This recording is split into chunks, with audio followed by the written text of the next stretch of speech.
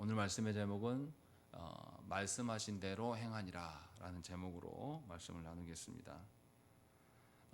오늘 민수기 36장은 민수기의 가장 마지막 결론에 해당되는 부분입니다. 또한 36장은 그냥 독립적으로 있는 것이 아니라 민수기 27장의 후속편이라고 할 수 있어요.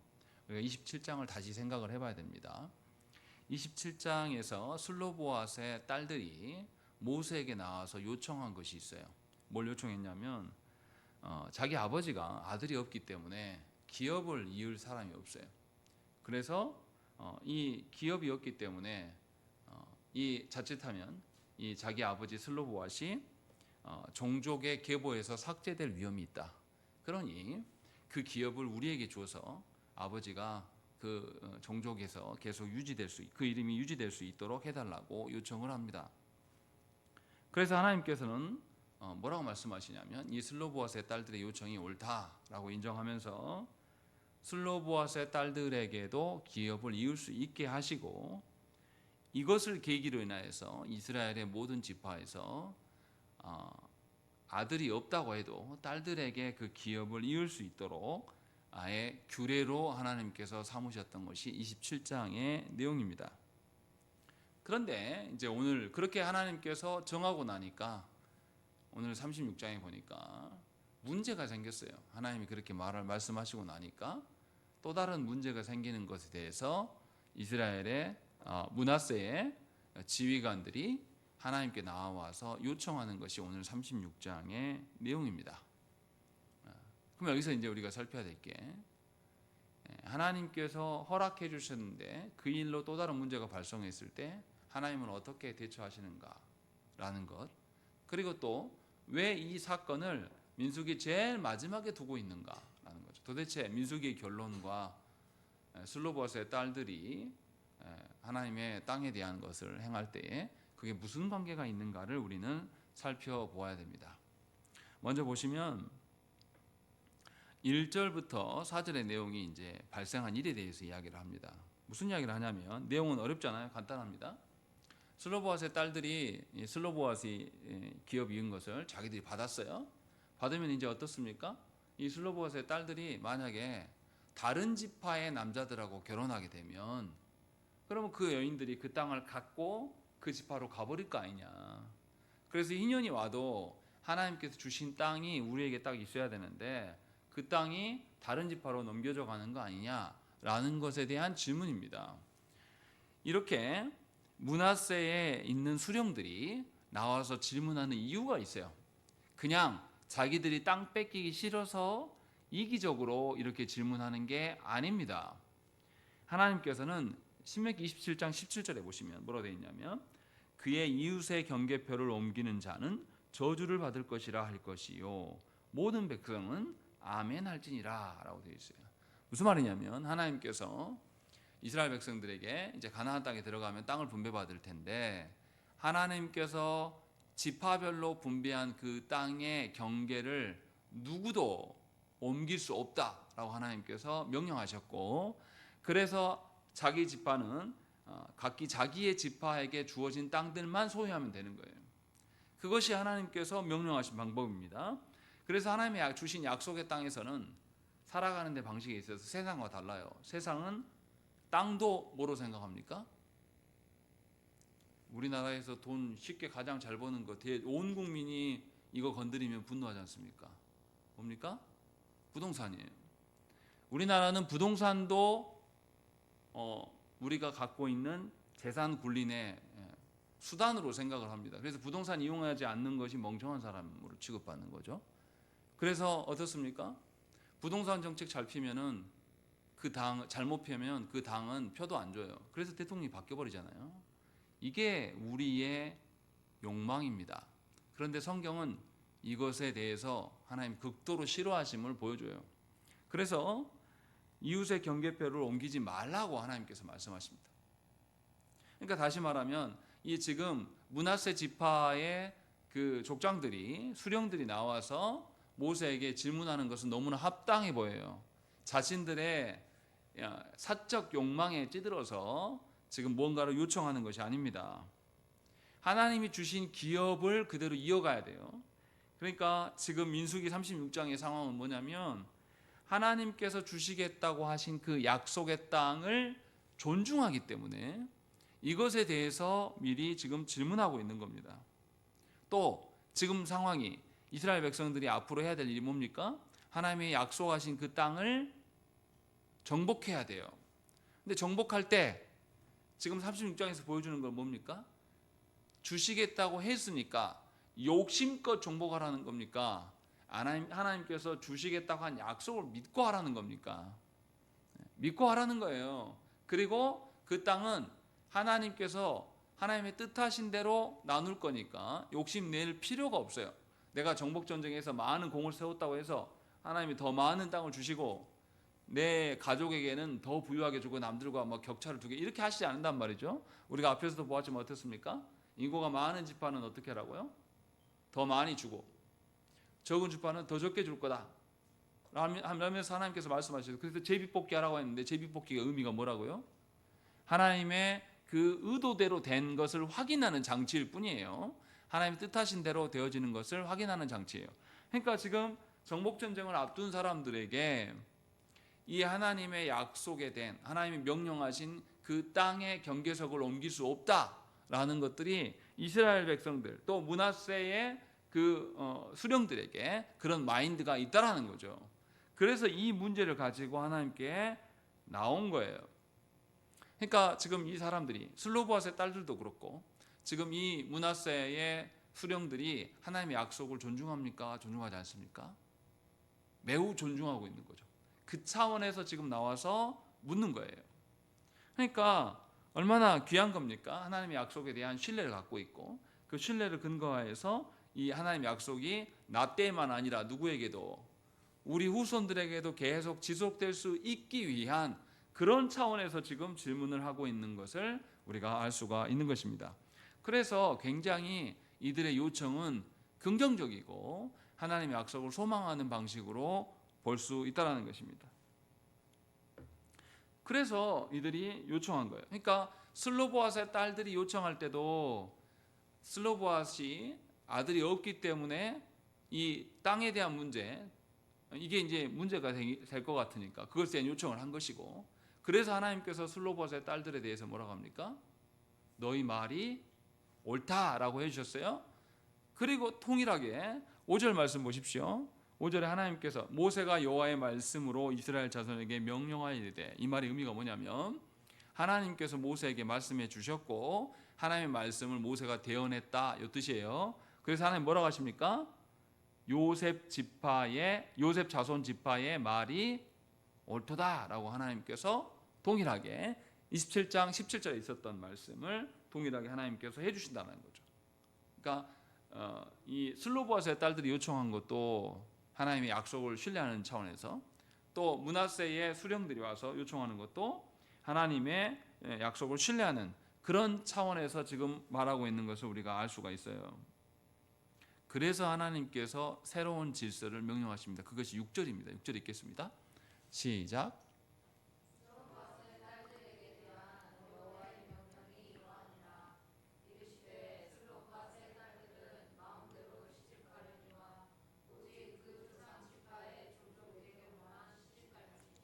예, 하나님께서 이 슬로보아스의 딸들에게 뭐라고 말씀하시냐면 너희가 다른 지파로 시집 안 가면 돼.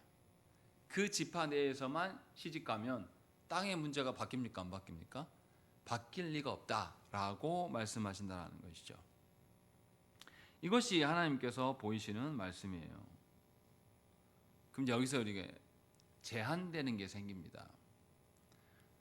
지연자매 결혼은 누가 결정합니까? 지연자매 결혼 누가 결정해요? 엄마가 결정합니까? 지연자매 결정하잖아요. 지연자매의 결정은 지연자매의 것이라고 우리는 생각을 합니다. 우리 시대의 결혼은 지극히 사적이에요. 공적인 영역으로 보는 사람이 아무도 없습니다. 그래서 결혼식 어떻게 합니까? 예수 믿는 사람들도 결혼식 어떻게 해요? 하나님 앞에서 할 생각이 추워도 없어요. 그래서 어떻게 하죠? 입장도 어떻게 합니까? 자기들 하고 싶은 대로 하는 거예요. 가서 뭐 결혼식에 가서 본인들이 사랑 고백을 하든 뭐 노래를 부르든 자기 마음대로 주례자 없어도 되고 자기들 하고 싶어 하는 것이 우리 시대의 결혼관이에요. 믿는 사람들조차도 그렇게 생각을 합니다. 그래서 결혼은 내 마음대로 하는 겁니다. 내 자유예요. 그런데 오늘 6절 말씀 보십시오. 하나님이 이상한 말씀을 하셔요. 뭐라고 말합니까? 하나님 말씀하신 부분만 읽겠습니다. 이르시되 그 다음에요. 읽겠습니다. 시작.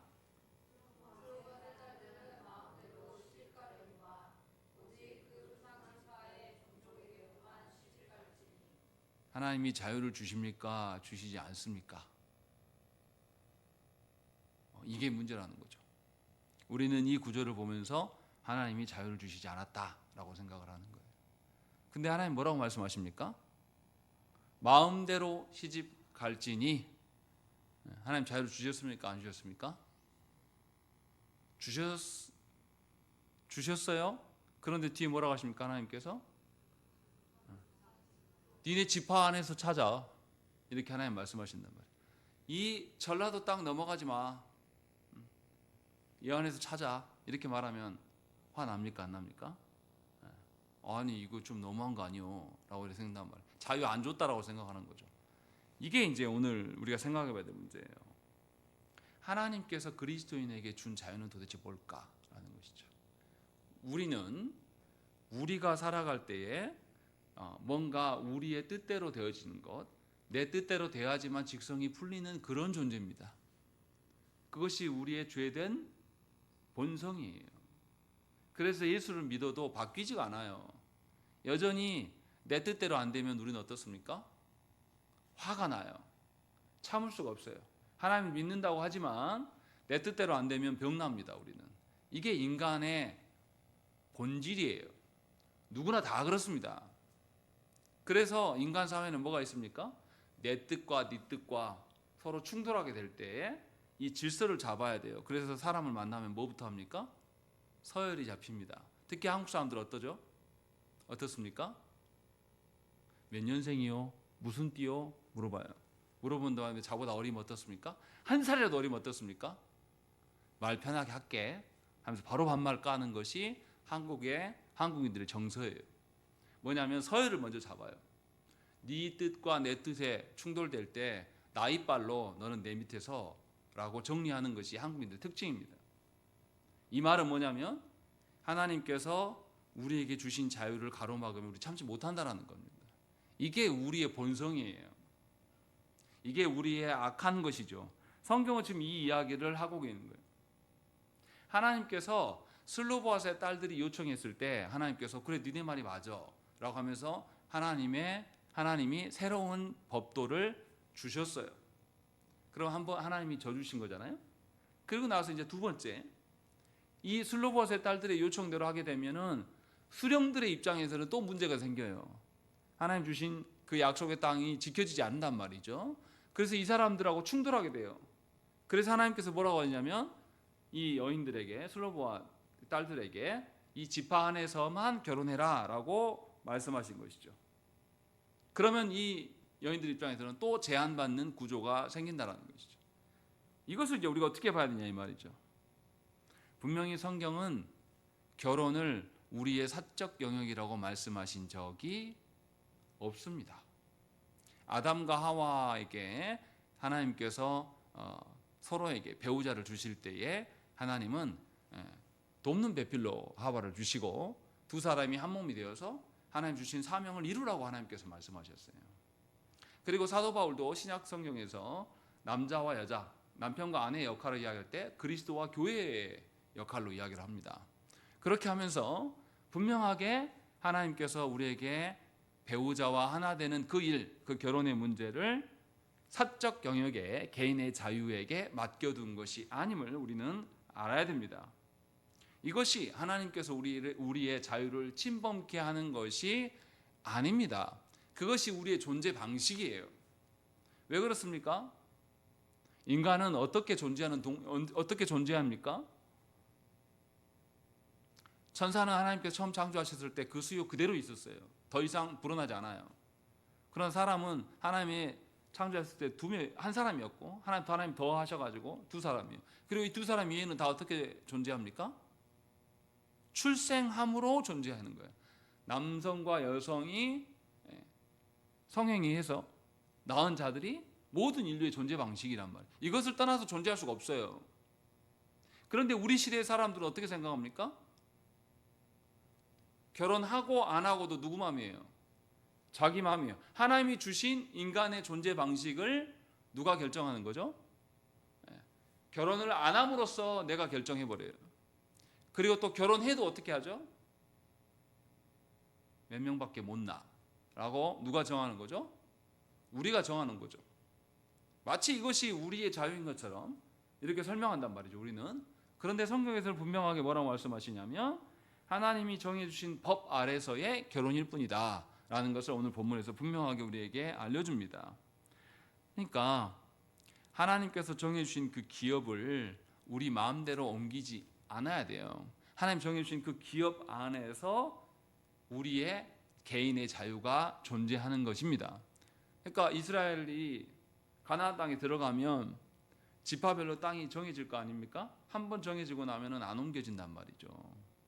그런데 이스라엘의 지형을 보면 우리나라 지형도 그렇지 않습니까? 우리나라는 어디가 농사짓기 좋은 땅이었습니까? 현대의 기준으로 보지 말고 호남 이쪽이 평야가 많고 그래서 호남 땅이 기름진 땅이었어요, 예전부터. 이스라엘 땅도 그런 땅이 존재합니다. 또 그렇지 않은 산악지대도 있고 또 광야지대도 있고 이렇게 되다 보니까 서로에 대해서 질투할 수 있어요. 그런데 하나님은 그걸 허용하지 않으십니다. 거의 자신에게 주어진 것에 맞게 살으라고 하나님께서 말씀하신다는 거죠. 그 안에서의 자유임을 성경은 우리에게 말씀합니다. 그래서 이스라엘 백성들은 신명기 27장 17절 말씀에서 하나님이 이렇게 말씀하셨을 때 그들이 어떻게 했냐면 모든 백성은 아멘 했다라는 거죠. 나 그렇게 살겠습니다 라고 인정하는 것이죠. 그리고 성경에서는 뭐도 나오냐면 에스겔서 46장 18절 말씀 보시면 군주는 백성의 기업을 빼앗고 그 산업에서 쫓아내지 못할지니 군주가 자기 아들에게 기업으로 줄 것은 자기 산업으로만 할 것임이라 백성이 각각 그 산업을 떠나 흩어지지 않게 할 것이니라 라고 아예 명시하고 있습니다. 어떻게 됩니까?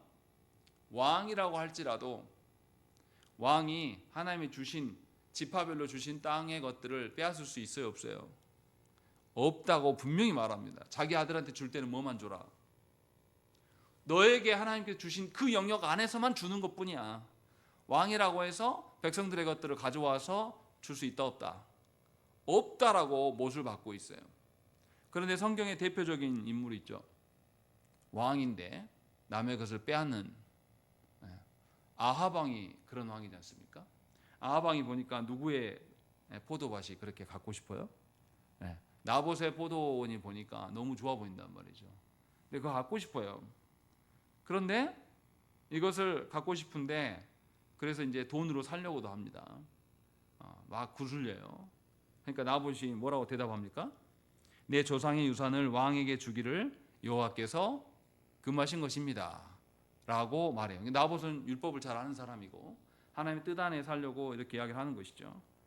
그때 아합 왕이 야 임마 내가 왕인데 죽을래? 이렇게 하지 않으셨어요. 아합 왕이 갈등합니다. 왜냐하면 하나님의 법이 있기 때문에. 갈등하고 있을 때 누가 나섭니까? 그의 아내 이세벨이 나와요. 그럼 뭘 그런 거로 갈등하여? 율법 같은 거는 그냥 어기고 당신 왕이지 않냐 라고 이야기하면서 이세벨이 나봇을 거짓말로 고소합니다. 그리고 나봇을 죽게 해요. 그리고 그 밭을 포도원을 빼앗아 버립니다.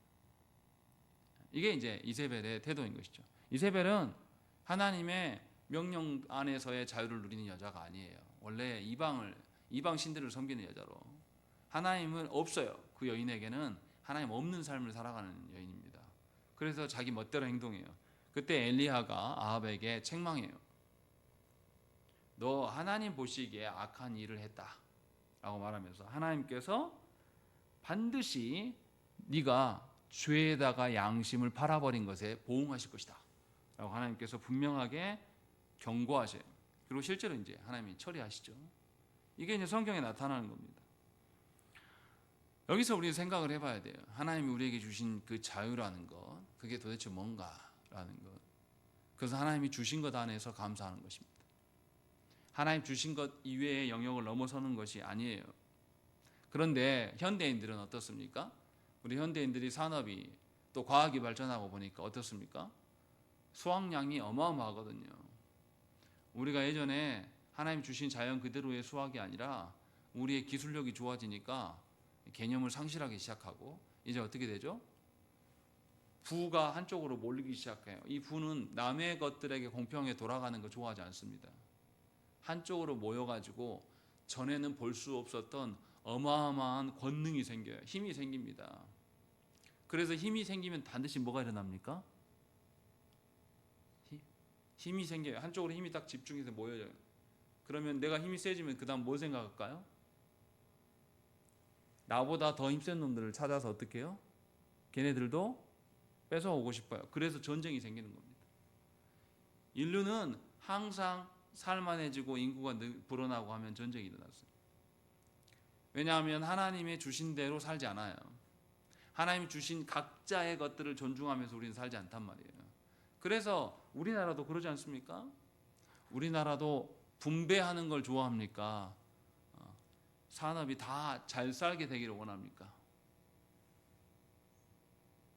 우리나라 보수라고 하는 그쪽 당에서 항상 하는 이야기 뭡니까? 분배입니까? 산업이 잘 되는 겁니까?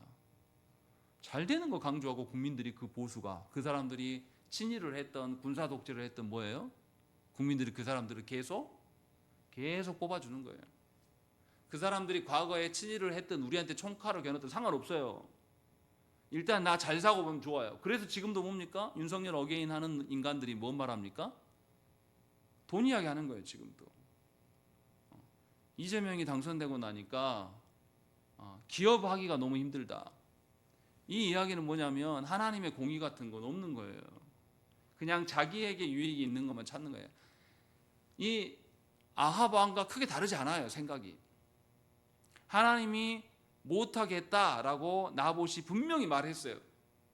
이거 하나님이 허락한 거 아닙니다. 금하신 겁니다. 라고 하면 왕은 어떻게 해야 됩니까? 멈춰야 돼요. 근데 고민했단 말이죠. 혼자 여기서 씨름했어요. 이걸 누가 본 겁니까? 하나님 없는 여인이 본 거예요. 그래서 그 일이 벌어진 겁니다. 우리 시대도 똑같지 않습니까? 우리 시대도 불법을 자행해요. 보셔서 뉴스에서 보셔서 알지 않습니까? 쿠팡에서 직원들 퇴직금 고작 한 사람당 200만 원밖에 안 되는 그 퇴직금 안 주려고 어떻게 합니까? 검사가 나서서 아래 검사를 패스하고 야 그거 기소하지 마. 불기소 처분. 이렇게 압력을 넣어가지고 하잖아요. 그런 놈들이 계속 승진하고 검사장이 되고 다 해먹는단 말이죠. 이게 우리나라의 시스템이죠. 그리고 기업도 그런 인간들하고 짜고 편안하게 살아가는 거죠. 그 속에서 약자들 이유 없이 해고당할 때 퇴직금 200만 원 못 받아가지고 그걸로 시위하고 있고 그것이 해결이 안 되는 나라. 이게 뭐가 잘 사는 나라입니까? 있는 놈들은 잘 살고 뭔 짓을 다 하는 거죠. 뉴스 보십시오. 계속 나오잖아요. 김건희 씨가 뭐 했습니까? 누구도 들어갈 수 없는 그 문화재 안에 신발 신고 버젓이 들어가가지고 다 행동했다고. 사진도 찍혀갖고 나오잖아요. 이게 무슨 나라냐 이 말이죠. 우리 사회에서는 특히 그리스도인들 가운데 뭐가 없냐면 하나님이 주신 것 안에서 제한된 자유에 대한 존중이 우리에게 없다는 것입니다. 그것을 성경이 말하고 있는 거예요. 우리는 하나님께서 주신 것 안에서 감사하는 데에서 굉장히 연약한 존재들입니다. 우리는 항상 누구랑 비교해요? 다른 사람과 비교하면서 나를 쳐다보고 있는 거죠. 근데 이렇게 생각을 해보시면 어렵지 않게 돼버려요. 제가 어렸을 때에 자랐던 그 교회와 지금 제 삶을 돌아보면 어떤 삶이 더 낫습니까?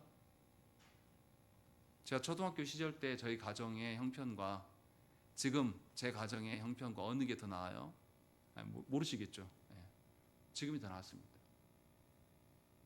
훨씬 나아요. 지금 제가. 근데 좋아진 것을 우리는 헤아리지 않습니다. 우리는 누구랑 헤아립니까?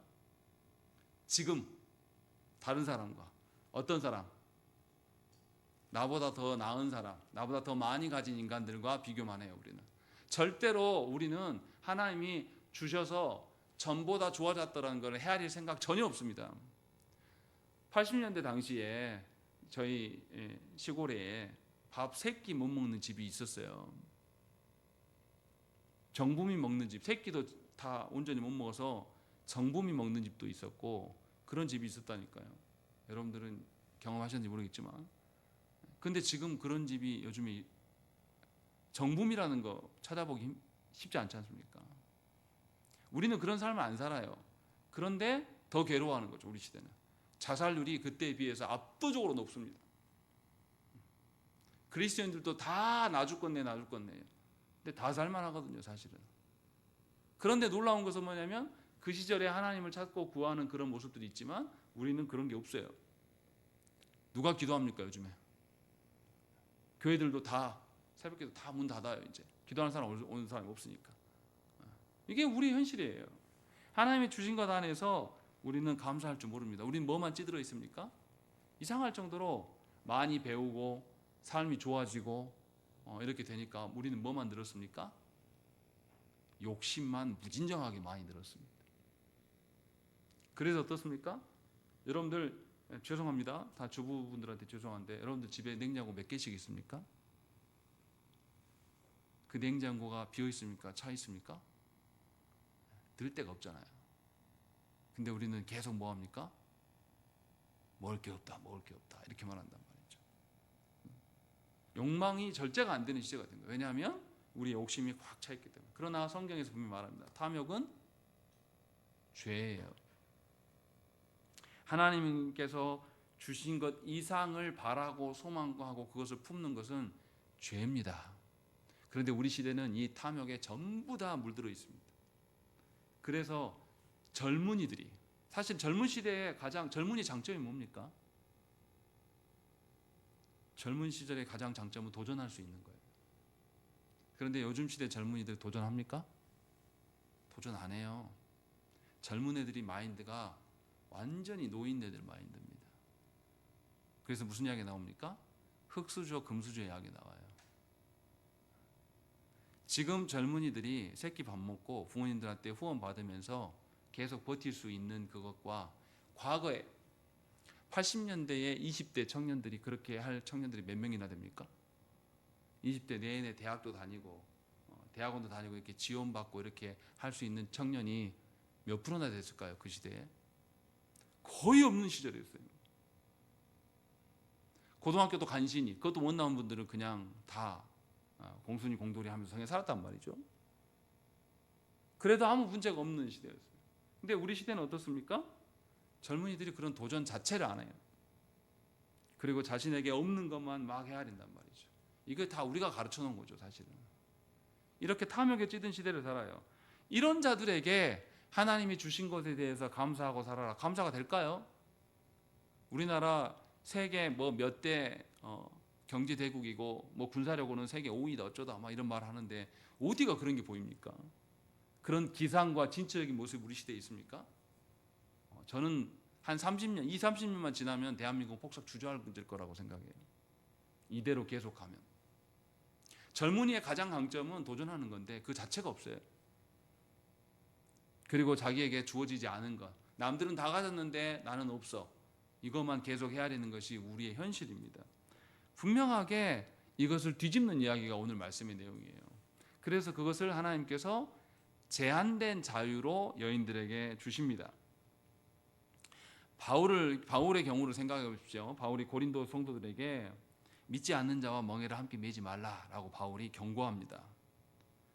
여기서 우리가 생각해야 될 것은 믿지 않는 자와 결혼하지 말라 이런 뉘앙스로만 보면 안 돼요. 바울이 의미하는 것은 뭐냐면 의와 불의가 어떻게 함께 갈 수 있냐 요 이야기 하는 겁니다. 빛과 어둠이 어떻게 함께 지낼 수 있냐라는 거죠. 의와 불법이 함께 있을 수 없어요. 왜냐하면 불법은 의를 싫어하거든요. 어두움은 빛과 함께 존재할 수가 없습니다. 다시 말하면 하나님을 믿는 사람과 하나님의 질서대로 사는 사람과 하나님의 질서를 모르는 사람과 함께 살아갈 수가 없어요. 왜냐하면 하나님을 모르는 사람은 뭐가 있습니까? 탐욕대로 살아가거든요. 모든 영역이 자기의 결정권이에요. 그런데 하나님을 아는 사람은 어떻습니까? 하나님 주신 제한된 자유 내에서 사는 겁니다. 이거 허용이 안 돼요. 그래서 부딪히지 않습니까? 주일날 우리는 뭐 해야 돼요? 예배 드려야 돼요. 그런데 안 믿는 내 배우자는 어떻습니까? 아니, 매주 가는데 이번만 좀 제껴. 이번에만 좀 놀러 가자. 왜 너는 그렇게 365일 그렇게 살려고 하냐? 이게 부딪힌단 말이에요. 가장 가까운 예로 생각하면. 바울이 그래서 이것을 이제 할 수 없다라고 이해하는 거죠. 다시 말하면 하나님을 상정하지 않는 삶은 사실은 믿음이 없는 거예요. 그래서 우리는 세상과 타협합니다. 그래서 하나님 없는 것처럼 그냥 살아가요. 그리고 그렇게 살아가는 것에서 이의를 제기지 않습니다. 그런데 오늘 본문에 나와 있는 슬로보아스의 딸들과 이 므낫세의 이 수령들은 하나님이 있는 것을 감안하기 때문에 이런 문제가 생겼을 때 어떻게 합니까? 라고 자꾸 하나님께 질문하는 거예요. 그래서 하나님께서 이들을 기뻐하시면서 잘 보고 있는 겁니다. 우리 잘 생각을 해야 됩니다. 물론 이미 불신자와 결혼해가지고 살아가고 있는 분들은 바울이 뭐라고 합니까? 가정 깨라고 이야기합니까? 아니요. 그 상태에서 하나님께 순종할 걸 찾으라고 이야기합니다. 그 가정 유지해 가면서 하나님 순종할 것들을 살아가라고 이야기를 하는 겁니다. 우리의 범죄와 우리의 불의한 것에 대해서 하나님께서 하나도 용인하지 않고 다 막으신다면 우리는 이미 죽었어요. 근데 하나님께서 그런 것까지도 용인하시면서 양보하시는 하나님이에요. 그래서 오늘 보여주는 것이죠. 그래서 오늘 본문에서 어떻습니까? 하나님께서 제한한 것들, 그 제한을 두신 것들은 사실은 그 전에 뭐가 있었습니까? 하나님께서 이 슬로보아스의 딸들에게 니네 집파하고만 결혼해 라고 제안하기 전에 뭐가 먼저 있었어요? 허용이 먼저 있었어요. 슬로보아스의 딸들이 우리 아버지 아들이 없는데 그 유산을, 그 기업을 누구에게 주라, 딸들은 우리에게 주라 했을 때 하나님 어떻게 합니까? 네가 옳다 라고 하나님 주셨단 말이죠. 또 이번에도 이 지파에 수령된 자들이 와가지고 이렇게 되면 하나님이 지키라고 하신 그 기업이 지켜지지 않습니다 라고 했을 때도 하나님 뭐라고 하십니까? 네가 오라 허용해 주신 다음에 제한이 있는 겁니다. 우리는 기억해야 돼요. 하나님께서 우리에게 무조건 제한만 하시는 분이 아니에요. 하나님께서 먼저 허용해 주심이 있어서 그 제한도 우리는 기뻐 받을 수 있는 겁니다. 하나님 허용하심이 없으면 우리는 제한 자체도 없는 겁니다. 그래서 우리는 분명히 알아야 돼요. 그래서 그 여인들이 뭐라고 이야기합니까? 어떻게 했다고 성경 이야기합니까? 10절 말씀을 읽겠습니다. 시작.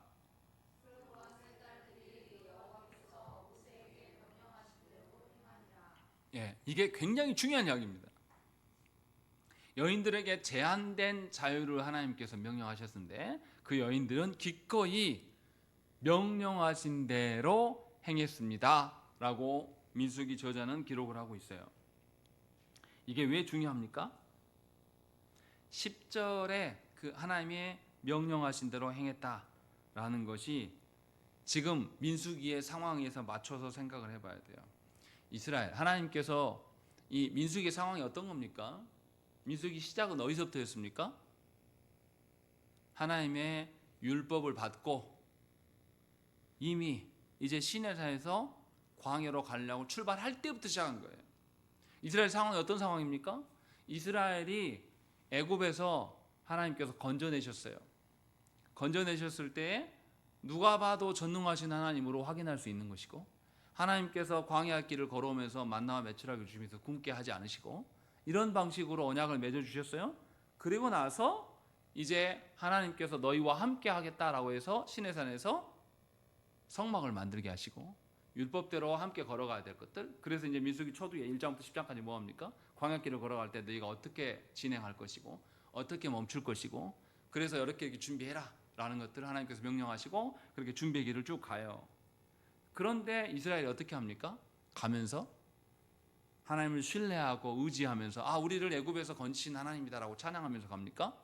아니에요. 하찮은 먹거리 때문에 하나님에 대해서 원망해요. 또 길이 안 좋아서도 원망하기도 하고 물 없어서 막 그러기도 하고, 그리고 그래서 하나님께서 가나안 땅을 보여줬는데도 그들이 뭐라고 합니까? 그림의 떡이야 저 못 가. 못 먹을 거 하나님이 우리 주면서 약 올리는 거야. 이런 뉘앙스를 지금 갖춘단 말이에요. 계속 불법을 자행하면서 하나님께 불순종합니다. 그때마다 하나님이 징계하셔요. 그리고 결국은 어떻습니까? 두 사람만 빼고 출애굽 1세대들은 다 광야에서 소멸됩니다. 사실은 이스라엘 백성들이 출애굽하면서 이후부터는 전에는 누구의 노예였어요? 애고방 바로의 노예였단 말이죠. 여기서 자유하게 됐으면 이들이 소속이 바뀌었으면 이제 이들은 누구를 보고 살아야 돼요? 하나님 보고 살면 돼요. 그런데 노예였던 인간들이 뭐냐면 자유를 말한단 말이죠. 이게 말이 되냐 이 말이죠.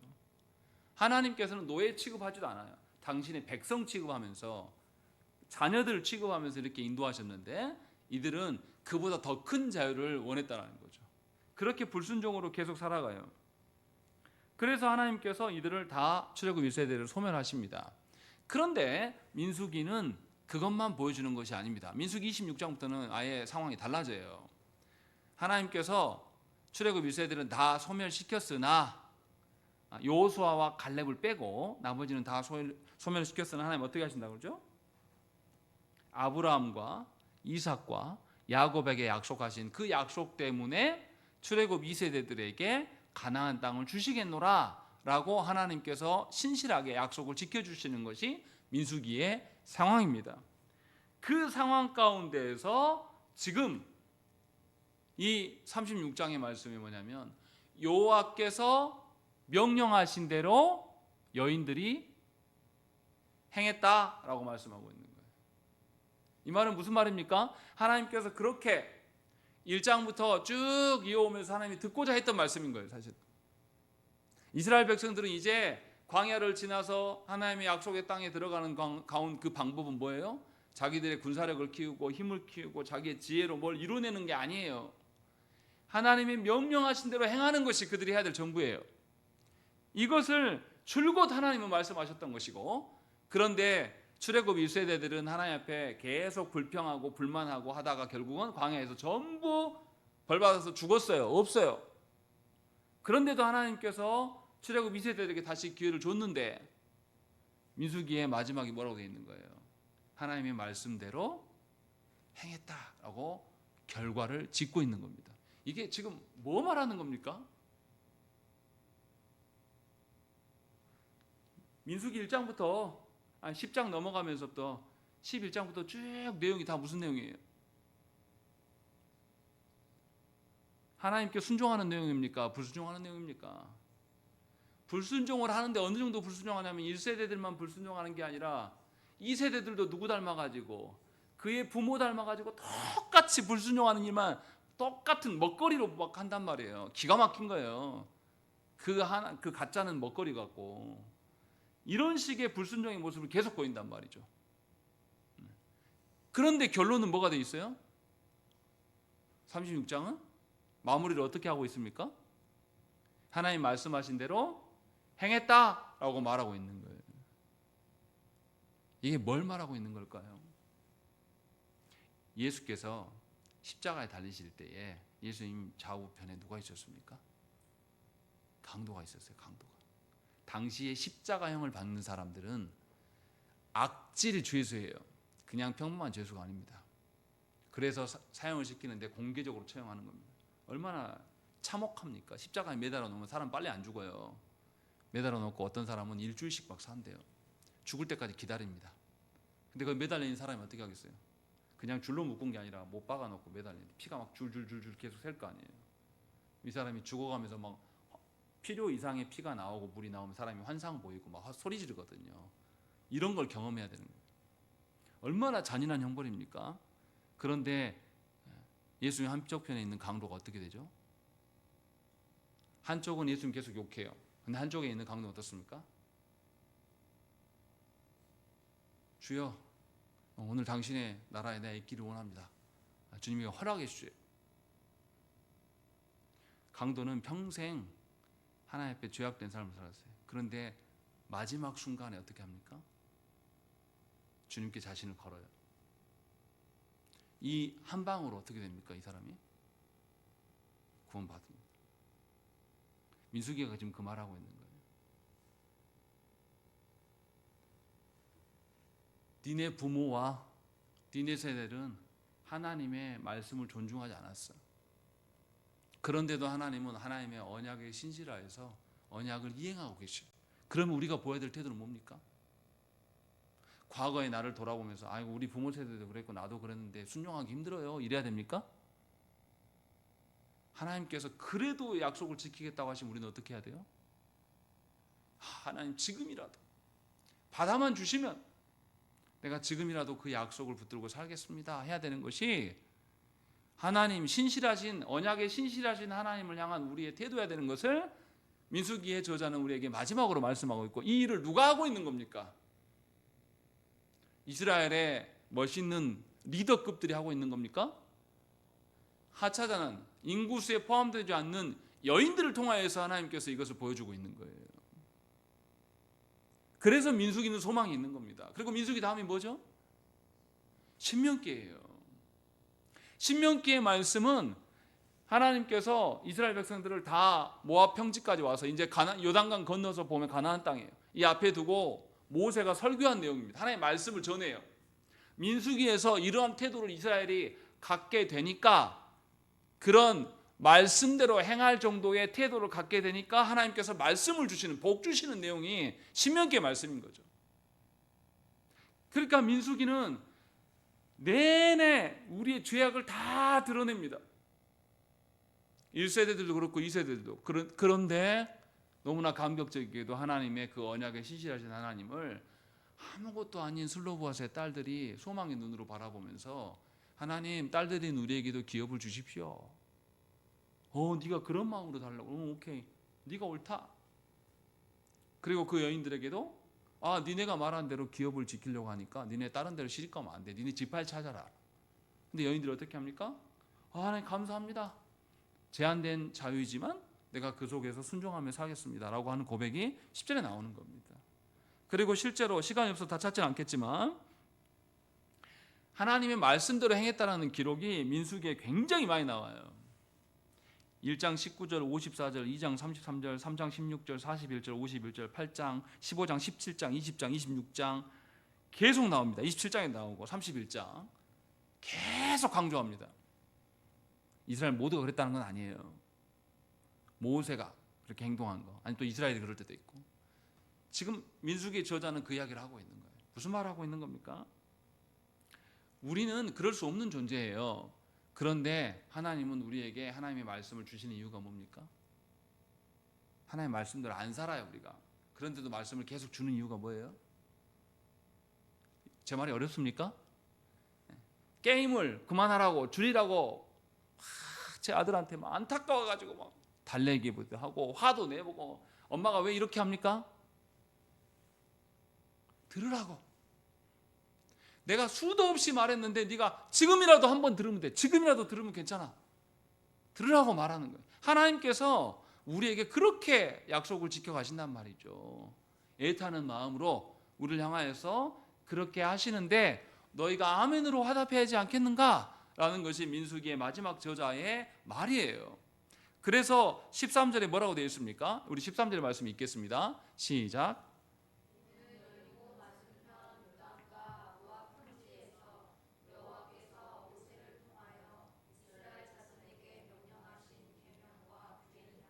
그래서 13절의 말씀은 신명기를 전망하면서 말하고 있는 거예요. 야, 니네 앞으로 니네 소망이 있다. 왜냐하면 니네가 그렇게 불순종했어도 하나님은 언약에 신실해서 뭘 주신다. 거기 써 있잖아요. 뭘 주신다. 명령하신 계명과 규례를 여전히 주시는 하나님이 아니냐. 그러니 너희는 순종할 일만 남아있다 라는 것을 민수기 저자가 우리에게 말씀하고 있는 것이죠. 하나님은 이처럼 놀라우신 분이에요. 우리의 불순종에도 하나님 어떻게 하십니까? 생각해 보십시오. 여인들에게 주겠다고 하나님 말씀하신 적도 없어요. 근데 슬로바스 여인들이 어떻게 합니까? 슬로바스 딸들이 나가서 하나님께 달라고 요청해요. 그때 하나님 어떻게 하십니까? 허용해 주셔요. 또 이 므낫세의 수령들이 와서 아니 저 여인들이 저렇게 되면 딴 데 시집가면 우리 곤란합니다 라고 했을 때 하나님은 어떻게 해요? 네 말이 옳다 라고 이야기해요. 하나님은 굉장히 열려있는 분이에요. 굉장히 하나님은 수용성이 높으신 하나님이에요. 하나님의 주권을 자꾸 강조하니까 우리는 어떻게 생각하냐면 하나님은 절대 그러시지 않을 거다. 하나님은 굉장히 무섭고 엄격한 하나님일 거라고 착각하지만 오늘 본문에 나타난 것을 보면 하나님 다 옳다고 하십니다. 그리고 우리의 필요가 무엇인지를 잘 아셔요. 그래서 거기에서 호응하시는 하나님이심을 알 수 있습니다. 그래서 들어주셔요. 그런데 하나님의 그 유연성, 하나님의 그 열린 것은 아무렇게나 막 열린 그런 상태가 아니에요. 분명히 하나님은 제한을 두십니다. 7절 말씀 보십시오. 7절 읽겠습니다. 시작.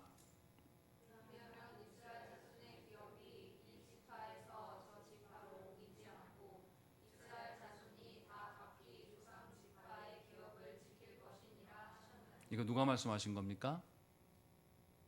하나님께서 누구에게? 슬로보아스의 딸들에게 하신 말씀이에요. 6절에서 뭐라고 하셨습니까? 하나님께서 슬로보아스의 딸들은 마음대로 시집가려니와 오직 그 조상 지파의 종족에게로만 시집갈지니, 그렇게 하면 하나님이 명하신 지파별로 경계석을 옮기지 말라고 하는 그 뜻이 실행된다, 실행되지 않는다, 실행될 수 있다라고 하나님께서 말씀해 주고 계신다는 것이죠. 그러니까 하나님께 우리가 하나님의 백성들 우리가 하나님께 무엇인가를 요청할 때는 어떤 방식으로 요청해야 됩니까? 내가 하고 싶은 대로, 내가 욕망에 욕심에 차 있는 대로 마음대로 구해도 하나님 다 들어주십니까? 내가 구하는 것이 하나님의 큰 뜻에 부합하는지 안 하는지 점검해야 돼요. 그것을 지금 우리에게 말씀하고 있는 거예요. 하나님은 우리의 형편과 상황을 우리보다 더 잘 아시는 매우 유연성이 많으신 하나님이에요. 열려있는 하나님이에요. 그러나 하나님께서는 우리에게 한정없이 니네 마음대로 하시는 하나님이 아니란 말이죠. 분명하게 하나님의 큰 뜻을, 하나님의 구원의 그 큰 뜻, 하나님 나라의 질서를 우리에게 알려주시고 그 안에서 살라고 하셨단 말이죠. 그럼 우리가 하나님께 요청을 해야 돼요. 뭘 요청해야 됩니까? 내 욕심과 욕망을 요청해야 됩니까? 하나님의 큰 뜻이 이루어지기를 요청해야 됩니까? 하나님의 큰 뜻이 이루어지기를 요청하는 것이 우리가 해야 될 일이고, 또 우리가 살아가면서 우리는 인간이라 우리는 미천한 존재이기 때문에 필요한 것이 있습니까? 없습니까? 있어요. 근데 그 필요가 내 욕망에 근거한 것인지 아니면은 하나님의 뜻을 이루기 위해서 부족한 것이 있어서 그것을 구하는 것인지 구별해야 한다는 거죠. 이거 없이 마구잡이로 구하여 누가요? 한국교회 성도들이 그런단 말이죠. 성경을 자기 멋대로 읽어요. 그래서 무엇이든지 구하는 대로 하나님이 다 응답하신다. 이 구절만 딱 떼어가지고 봐라, 아무나 구해도 돼. 기도만 하면 됐지. 그래서 욕망을 막 기도한단 말이죠. 이것은 하나님께 불순종하는 거예요. 그런데 반대로 오늘 있는 것처럼, 오늘 말씀하신 것처럼 이 여인들이 하나님이 명령하신 것 안에서 결혼하겠습니다 라고 하는 것은 하나님의 큰 대의 안에서 우리가 구하는 것이고 합당한 태도임을 성경적으로 보여줍니다. 성도 자신보다 더 높은 권위를 아는 자들이고 그 권위에 자기 자신을 끼워 넣을 수 있는 자들이어야 됩니다. 그렇지 않고 성도가 자기 잘났다 하고 살아가는 사람은 반드시 망하게 돼 있습니다. 하나님의 진노를 반드시 받을 수밖에 없어요. 그러니 우리가 어떤 자리에 서는 게 좋습니까? 하나님의 뜻 앞에 나를 꺾고 구겨 넣을 수 있는 그런 방식으로 살아가는 것이 사실은 가장 복된 길이에요. 어렸을 때부터 잘하고 칭찬 듣고 이렇게 살아가는 사람들은 뭐가 점점 커지겠습니까? 욕망의 괴물이 되는 것이죠. 그래서 우리나라 사법부 봐보세요. 사법부에 가 있는 사람들 다 어떤 사람들입니까? 다 난다 긴다 하는 사람들이잖아요. 다 1등만 해왔던 사람들. 그런 사람들 우리나라 사법부에 가 있지 않습니까? 그런데 그런 사람들이 거짓말을 한두 번 치지 않아요. 7만 쪽 페이지 되는 거를 며칠 만에 다 읽었다고 하고 증거를 내놓으니까 증거도 못 대고, 또 판사가, 주기현 판사가 향응을 170만 원 받았어요. 170만 원치 받았는데 그 자리에 3명 있으니까 3분의 1로 나누니까 처벌 안 받는다. 이따고 소리를 한단 말이에요, 판사들이. 아니 그 술자리 대접 받으면 두 사람이 이 직위원 판사 사줬어요. 그러면 누가 받은 겁니까? 직위원 판사 혼자 170만 원 받은 거잖아요. 170만 원이 뭐고 간에 판사가 변호사들한테 접대를 받으면 이거 자체가 불법이지 않습니까? 근데 잔머리 굴려가지고 피해가는 것들, 그런 것들이 우리가 아는 지식인들이란 말이죠. 왜 이렇게 됐습니까? 한 번도 꺾여본 적이 없는 거예요. 그 욕망을 제어하는 것을 누구도 가르쳐주지 않은 거예요. 평생 그렇게 산 겁니다. 사실 불쌍한 거예요. 평생에 서울법대 나와가지고 탄탄대로를 달려왔어요. 그런데 그런 그들은 역사의 악인들로 기록에 남을 겁니다. 우리는 분명히 기억해야 돼요. 하나님 앞에서 하나님 언약 백성으로 사는 것은 세상에서 잘 되는 것과 상관이 없어요. 차라리 세상에서 어렸을 때 일찍이 절제하는 법을 배우고 꺾이는 게 더 나았습니다. 그래서 하나님이 주신 것 안에서 감사할 줄 아는 것, 그렇게 살아가는 것이 참으로 송도된 하나님 나라의 온전한 의의를 드러내며 살아갈 수 있는 가장 귀한 방식이에요. 그러니 우리가 무엇을 추구해야 될지 이 시간에 돌아보셔야 됩니다. 내가 정말 성도로 살아가고 있는 것인지, 내가 교회로 살기를 원하는 것인지, 아니면 내가 교회된 것과 성도된 것을 감추고 그냥 세상 욕망 따라서 살아가고 있는 것인지 저와 여러분 자신 돌아보셔야 됩니다. 평생에 지금까지 내가 하나님의 말씀대로 순종하지 않고 내 욕심대로 지금까지 살았어도 괜찮아요. 왜냐하면 하나님이 아직도 말씀으로 우리를 부르시기 때문에 이제 순종하면 됩니다. 민수기에서 말씀 그 이야기 하고 있는 거예요. 지금까지 형편없이 살았어도 하나님께서는 다시 우리에게 말씀을 주시고 슬로바스의 딸들의 그 순종을 우리에게 보여주시면서 과연 너희는 어떠냐? 라고 물으시는 거예요. 부디 여러분들의 인생에서 하나님의 말씀하신 대로 행하시는 그런 순종의 역사가 점점 더 많아지기를 간절히 축원합니다. 우리 함께 기도하겠습니다.